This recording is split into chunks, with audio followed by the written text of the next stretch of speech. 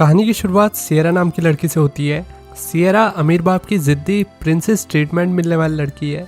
उसने खुद से आज तक कोई काम नहीं किया। सियरा को उठाने के लिए भी एक बंदा रोज कॉल करता ताकि मैडम जी को अलार्म भरने का कष्ट ना करना पड़े। सियरा अपने बाप के होटल में रहती। होटल में सारी चीजें रिमोट कंट्रोल थी। उसके कमरे से एकदम बेहतरीन व्यू दिखता। सियरा एकदम लग्जूरियस लाइफ जीती। सियरा उठ के अपने बॉयफ्रेंड टैड से बात कर रही। सियरा के बाप को उसके लिए एक नौकरी मिल गई, पर सियरा नौकरी नहीं करना चाहती। तभी सियरा का पर्सनल असिस्टेंट अपनी बड़ी सी टीम के साथ आ गया। इस टीम को सियरा के बाप ने उसकी देखभाल करने के लिए रखा था।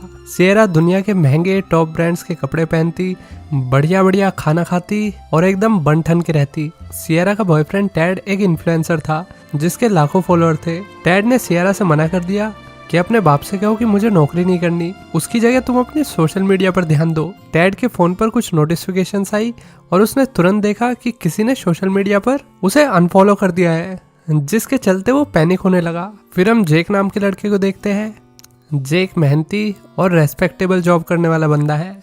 जेक की आज सियरा के बाप और होटल के मालिक मिस्टर बेलफोर्ड के साथ मीटिंग थी। मिस्टर बेलफोर्ड जेक से कह रहा कि मुझसे बात करने के लिए तुम्हें थोड़ी मेहनत करनी होगी। इतना कह के बेलफोर्ड स्पीड में स्की करते हुए चला गया। जेक उसके पीछे गया, लेकिन उसने बेलफोर्ड को जीतने दिया, क्योंकि कभी कभी जीतने के लिए हारना पड़ता है। जेक ने बेलफोर्ड से अपने छोटे से रेस्टोरेंट को बचाने के लिए फाइनेंशियल हेल्प मांगी। रिजॉर्ट कंगली की स्टेज पे आ गया था। उसने बुढ़े को मनाने का काफी ट्राई किया कि वो उसके रिजॉर्ट को स्पॉन्सर कर दे, लेकिन एक छोटे से रिजॉर्ट में पैसा लगाने में बुढ़े को कोई दिलचस्पी नहीं थी। बहुत ज्यादा रिक्वेस्ट करने के बाद भी मिस्टर बेलफोर्ड ने हेल्प करने से मना कर दिया। इतने में सियरा अपने बॉयफ्रेंड से मिलने नीचे आ गई। उसने महंगे कपड़े, बड़ी हैट और ओवरसाइज चश्मा लगा रखा था।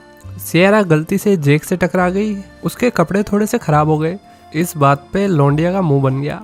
जेक माफी मांग के वहां से निकल लिया कि कहीं लेने के देने न पड़ जाए। लंच पे सियरा ने अपने बाप से टैड को मिलवाया। मिस्टर बेलफोर्ड टैड से उसके बिजनेस के बारे में पूछने लगे। हाँ भाई, सब कैसा चल रहा है? सियरा बोली, टैड बिजनेसमैन नहीं बल्कि इन्फ्लुएंसर है। उसके बाप को सुना इन्फेक्शन। बेटे वो तो दिख ही रहा है, लेकिन ये काम क्या करता है? तो लड़की ने समझाया कि यही इसका काम है।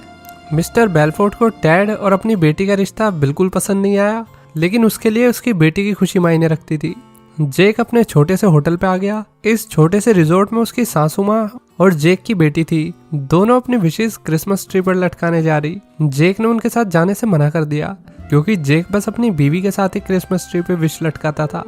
जब से उसकी बीवी दुनिया में नहीं रही, उसने ऐसा करना छोड़ दिया। जेक अपनी बीवी से बहुत प्यार करता था, जिसका नतीजा हम सबको दिख ही रहा है। हालांकि उसको गए हुए कुछ टाइम हो गया है, लेकिन जेक अभी तक उसकी यादों से नहीं उबर पाया। जेक ने अपनी बेटी से कहा कि मेरे लिए और मेरी माँ के लिए तुम विश मांग लेना बेटा।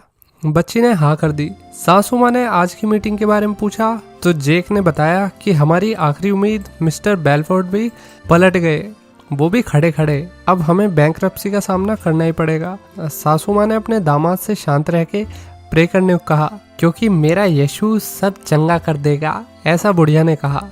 होटल में मिस्टर बेलफोर्ड अपनी बेटी से बात कर रहा। सियरा ने एक गिफ्ट हाथ में उठाया, जो कि एक स्नोबॉल थी। बेलफोर्ड शॉक हो गया और सियरा को याद है कि ये गिफ्ट बेलफोर्ड ने अपनी बीवी यानी कि सियरा की माँ को दिया था। बेलफोर्ड की बीवी चल बसी। उस वक्त सियरा सिर्फ 5 साल की थी।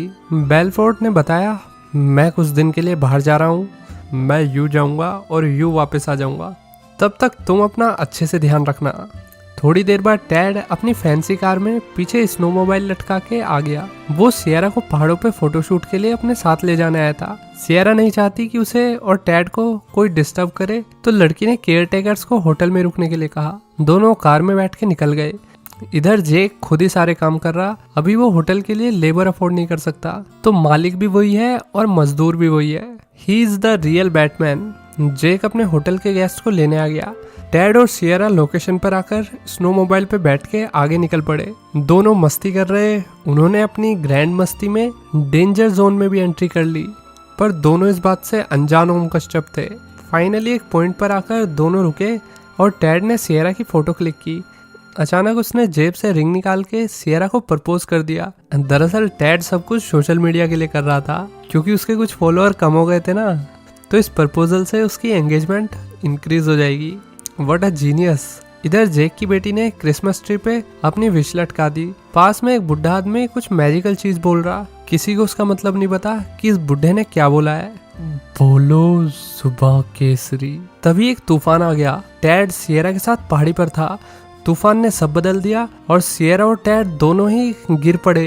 गिरे हुए तो वो पहले से ही थे, लेकिन और गिर गए। सियरा एक पेड़ पे जाके टकराई। तब जेक और उसकी लड़की रास्ते से जा रहे थे। जेक ने उसे देखा तो उसे लगा कि किसी की बॉडी पड़ी हुई है। जेक पास गया तो सियरा बेहोश थी, पर अभी वो जिंदा थी। जेक सियरा को अपने साथ हॉस्पिटल ले आया। डॉक्टर ने बताया कि सर पे लगने की वजह से इसका सिस्टम रिबूट हो चुका है, मतलब इसकी मेमोरी चली गई है। लड़की को याद नहीं कि वो कौन है। किसी को सियरा का आइडेंटिफिकेशन फॉर्म भी नहीं मिल रहा। पुलिस ऑफिसर कहने लगा कि देखो बच्ची, अभी हम सब क्रिसमस हॉलीडे पर है, बाकी लोग भी छुट्टी पर होंगे। अभी तुम्हारी फैमिली को ढूंढना मुश्किल होगा। एक काम करो, तुम क्रिसमस तक हॉस्पिटल में रुक जाओ, तुम्हारे लिए यही सही होगा।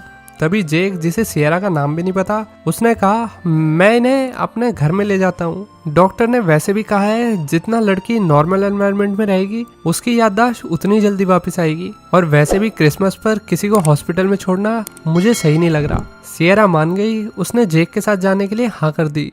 यह एक बात ध्यान देने वाली है दोस्तों, जेक सियरा को पहले होटल में देख चुका था, स्टिल उसने लड़की को नहीं पहचाना, क्योंकि उस दिन सियरा ने अपनी आंख से भी बड़े चश्मे लगा रखे थे और अंडरटेकर वाली हैट पहन रखी थी।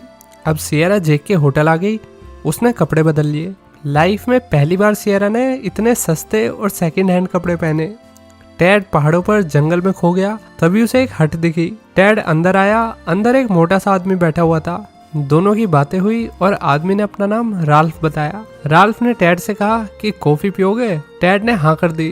तो राल्फ ने कहा कि चलो फिर बनाओ। बुढ़े की आंखों के ऊपर कीड़ा लग रहा था। लड़के की फटके हाथ में आ गई और वो बेहोश होने वाला था।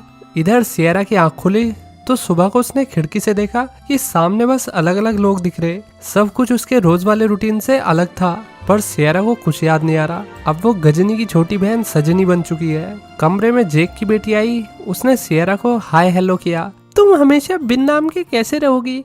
एक काम करो, मेरे टेडी बियर्स में से एक नाम तुम रख लो। दोनों ने सियरा का नाम सैरा रख दिया, जो कि उसके असली नाम से काफी मिलता जुलता था। अब उसका नया नाम सैरा है। सैरा नीचे आकर जेक को अपना नाम बता रही। आज से मेरा नाम है सैरा। मैं हूँ सैरा द एक्सप्लोरर। जेक नाश्ता बना रहा था और सैरा बोली मैं अपना नाश्ता खुद बना लूंगी। लड़की कुकिंग कर रही तो उसने पूरी किचन का सत्यानाश मार दिया। जेक ने सैरा से शांति से अपनी बेटी के साथ बैठने को कहा। सैरा को अपने नाश्ते में कैवियर खाने की आदत थी। आज उसने नॉर्मल लोगों की तरह नॉर्मल नाश्ता किया। सरप्राइजिंगली नाश्ता उसे काफी अच्छा और टेस्टी लगा। होटल में सैरा का असिस्टेंट उसे ढूंढ रहा। सब कमरे में आकर देख रहे कि बेड का बिस्तर एकदम सेट था।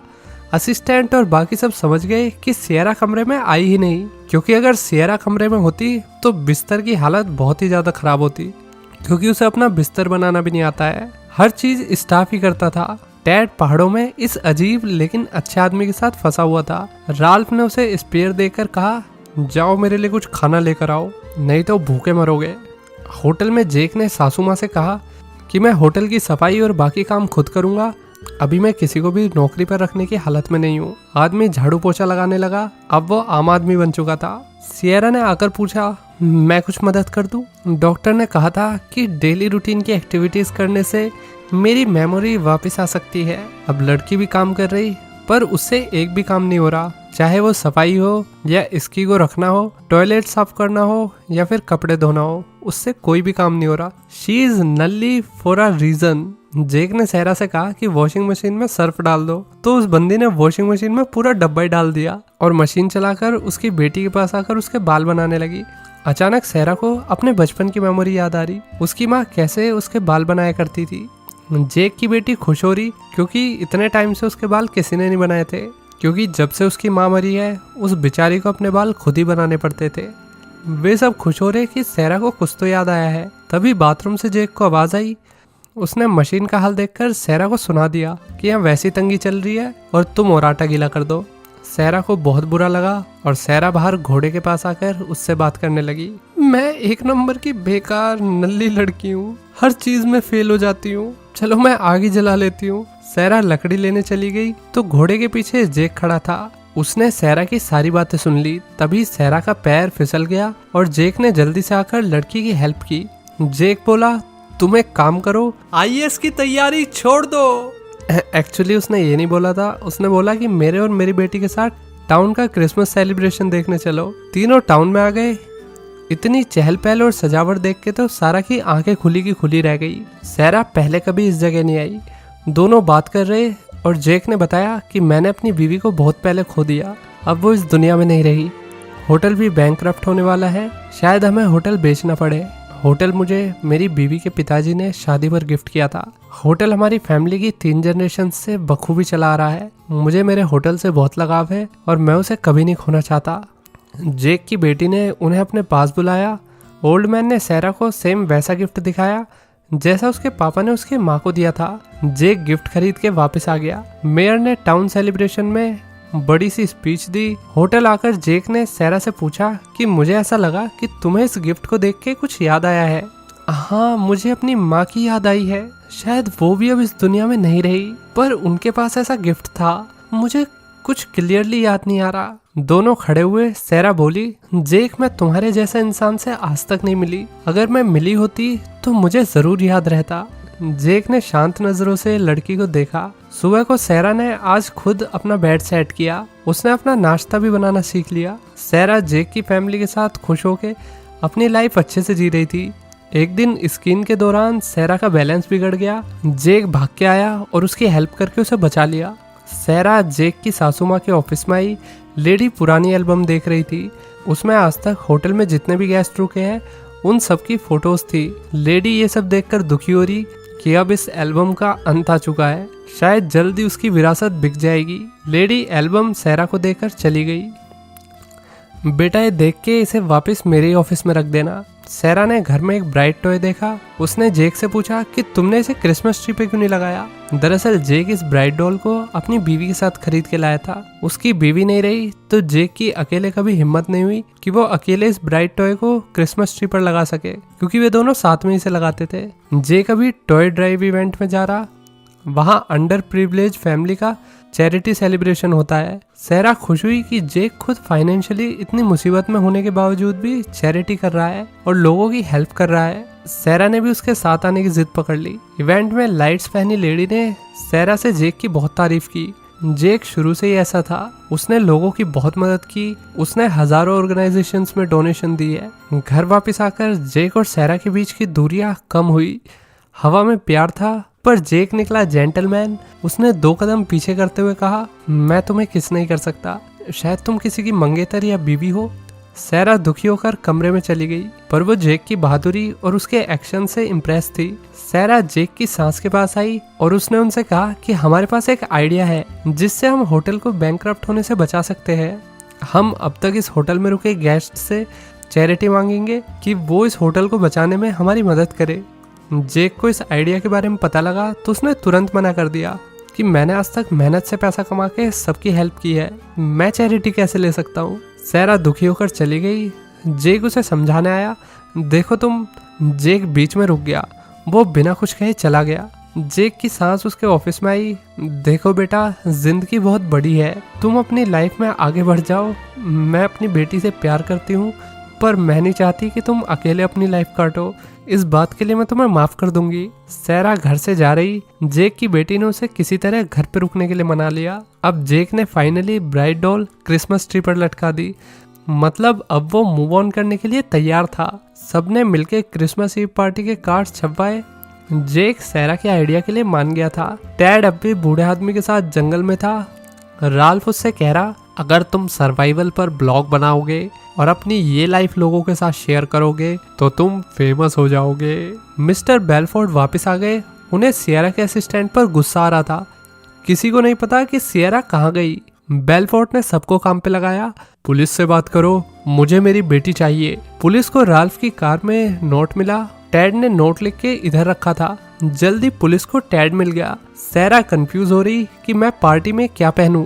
मेरे सारे कपड़े तो पुराने से हैं। कमरे में उसकी होने वाली सांस अरे मतलब जेक की सांस सुंदर सी ड्रेस सारा के लिए लेकर आई। इधर स्टेशन में बेलफोर्ड बैठा हुआ था। पुलिस टैड को लेकर आई। बेलफोर्ट ने अपनी बेटी के बारे में टैड से पूछा, बता बे झिंगुर, मेरी बेटी कहाँ है। टैड ने सब बताया कि उस दिन हम फोटो क्लिक कर रहे थे, अचानक तूफान आया और हम पहाड़ी से नीचे गिर गए और अलग हो गए। पुलिस ने टैड की बात सुनी, मुझे पता है आपकी बेटी कहाँ मिलेगी। इधर सैरा रेडी होकर नीचे आई। सैरा को देखते ही जेक का मुंह तो भैया खुला का खुला ही रह गया। उसकी आंख में सैरा को देख के अलग ही चमक थी। दोनों ने डांस किया और हवा में कुछ जादू था। तभी टाउन का मेयर आया। मैं अकेला नहीं आया हूँ, देखो मेरे साथ कौन आया है। सारे गेस्ट सेलिब्रेशन के लिए आ गए। ये सब लोग जेक के होटल में पहले भी रुक चुके थे।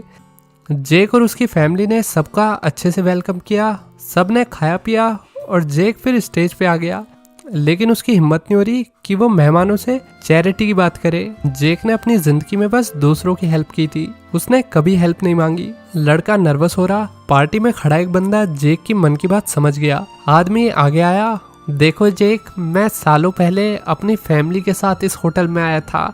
तुमने मेरे बेटे को स्कीइंग फ्री में सिखाई, आज मैं तुम्हारे लिए चेक लेकर आया हूँ, प्लीज इसे एक्सेप्ट कर लो। पीछे से एक कपल भी आ गया। हम अपने हनीमून पे आए थे, तब हमारे पास पैसे नहीं थे, तुमने फिर भी हमें होटल में रुकने दिया, हमारा ध्यान रखा, आज हम पैसे देना चाहते हैं। सबने ऐसे ही एक एक करके बहुत सारी डोनेशन दी। सारा, जेक, उसकी सासू माँ और बच्ची, चारों के फेस खुशी से चमक रहे थे। फिर जेक ने सारा को सबसे मिलवाया। ये वो लड़की है जिसके आने से मेरी लाइफ बदल गई है, इसने मुझे काफी कुछ सिखाया है। तभी पार्टी में मिस्टर बेलफोर्ट और टैड आ गया। टैड ने लड़की को सियरा कह के बुलाया। अपना असली नाम सुन के सियरा को सब याद आ गया। अब वो गजनी की बहन सजनी से वापस सियरा बन चुकी थी। टैड ने सियरा का नाम और अपनी एंगेजमेंट रिंग के बारे में उसे अच्छे से याद दिलाया।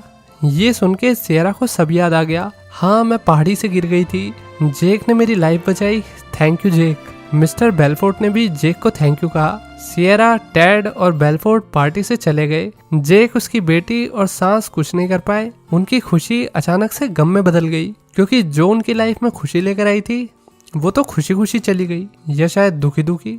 अब सियरा अपनी पुरानी जिंदगी में वापस आ गई, पर वो रोज जेक और उसकी फैमिली के साथ बिताए दिनों को याद करती। जेक का हंसना, उसके एफर्ट्स, छोटी छोटी चीजें जिससे सियरा को जेक से प्यार हो गया था। कमरे में सियरा का पर्सनल असिस्टेंट आया। वो देख के शॉक हो गया कि मेम साहब ने आज खुद ही बिस्तर लगाया है। स्टाफ ने सियरा को फैंसी कपड़े, स्पेशल नाश्ता, कैवियर दिया, पर सियरा ने सिंपल कपड़े पहनना प्रेफर किया। आज कॉन्फ्रेंस में कुछ सिंपल पहन के आऊंगी और नाश्ता भी मैं खुद बनाऊंगी।